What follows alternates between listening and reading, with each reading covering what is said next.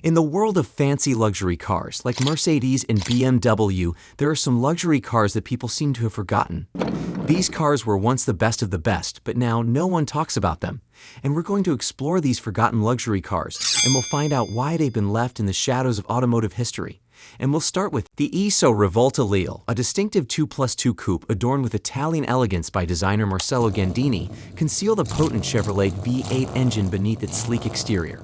Although opinions on its proportions varied, Iso managed to move 285 units by 1974, a noteworthy feat for a niche automaker. A fascinating turn of events unfolded for the last 165 Lele models when a disagreement with Chevrolet led to the adoption of Ford engines, adding an intriguing twist to the story of this overlooked luxury car. French industrialist Jean Tastavin set out to carry on Faisal Vega's legacy by assembling a team of designers and engineers to birth the Monaco 560, a vision of a super saloon. Chris Lawrence, the brain behind the chassis, ushered in an evolved V8 engine crafted by Ted Martin, eventually settling for a formidable Chrysler-sourced 5.6-liter 8-cylinder power plant. The car's aesthetics bore the mark of Tony Rascanu, a stylist trained by Vignale who sculpted an aerodynamically sleek fastback design that in the 21st century would undeniably earn the label four-door coupe amid automotive enthusiast debates. Rolls-Royce ventured into uncharted waters in the early 1970s, breaking tradition by commissioning Italian design experts, Pininfarina, to create the Camargue, a grand coupe.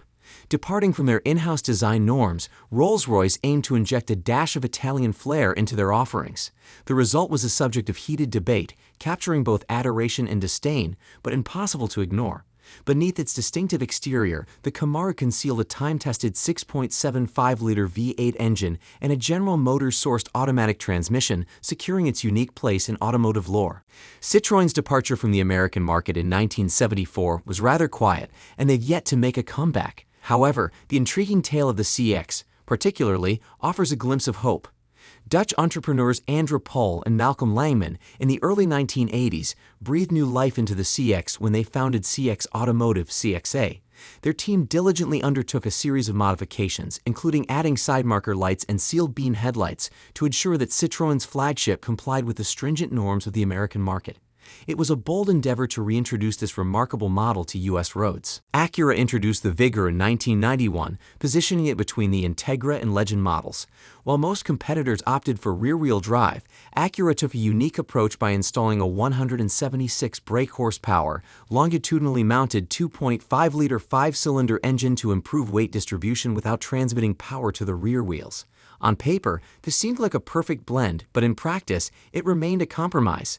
In 1995, Acura replaced the Vigor with the TL, retaining the 5-cylinder engine for the 2.5 badge model, while giving the 3.2 version a V6 shared with the larger Legend. In 1973, Alfa Romeo's plan for the Alfa 6 sedan was stymied by the oil crisis, leading to its shelving.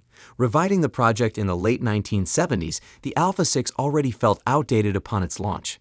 Its carbureted 2.5-liter V6 engine, a true gem, garnered attention for its fuel consumption. Despite efforts in 1983, including styling updates, Bosch fuel injection, and a turbodiesel option, the Alfa 6 struggled to gain traction.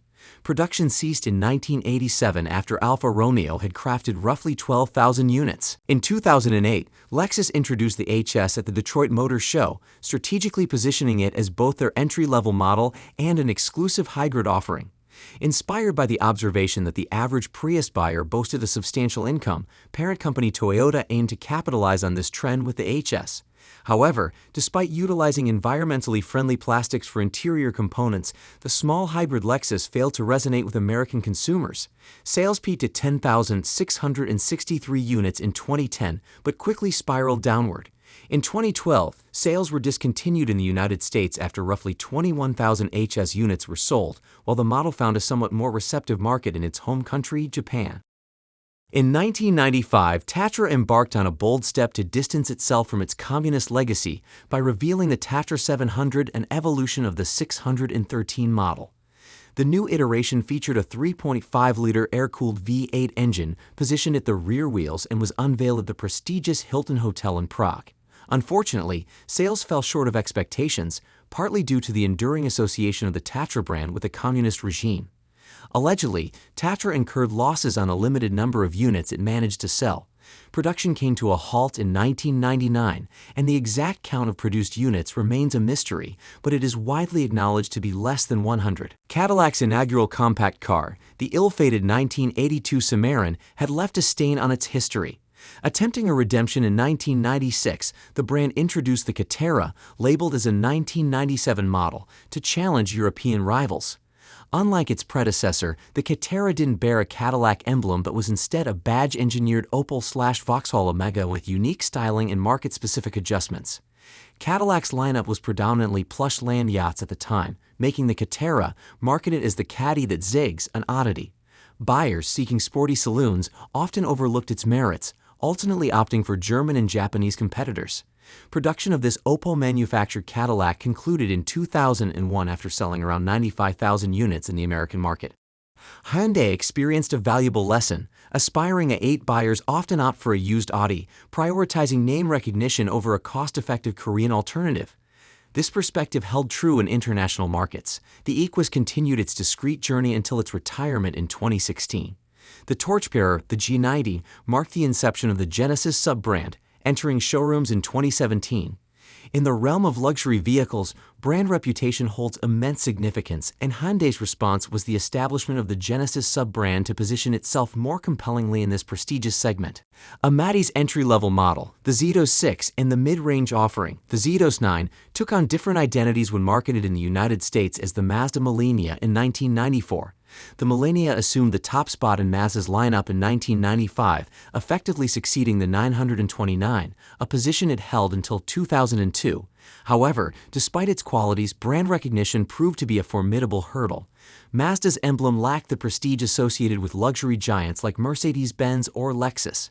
Subsequently, Mazda withdrew from the premium segment in North America after the Millenia's discontinuation. Today, it is slowly making its way back into this exclusive market. The lesser-known European-inspired diesel version of the Lincoln Continental, a renowned model, is a mere footnote in its long history. In the early 1980s, Mercedes-Benz's dominance in the U.S. diesel market frustrated Lincoln, even amidst a thriving gray market. To counter this trend, Lincoln introduced a diesel engine option in 1984, offering a choice between a 4.9-liter V8 and a 2.4-liter turbodiesel straight-six from BMW for an extra $1,235. However, the market revealed a mismatch, with neither Mercedes-Benz nor Lincoln enthusiasts showing interest. Consequently, the diesel model was phased out after 1985. Glad you enjoyed the video. If you want to know about ugly and dumb cars, watch this video. You won't regret. And subscribe for a W16 engine. And I will see you in the next video. Till then, cheers guys and peace.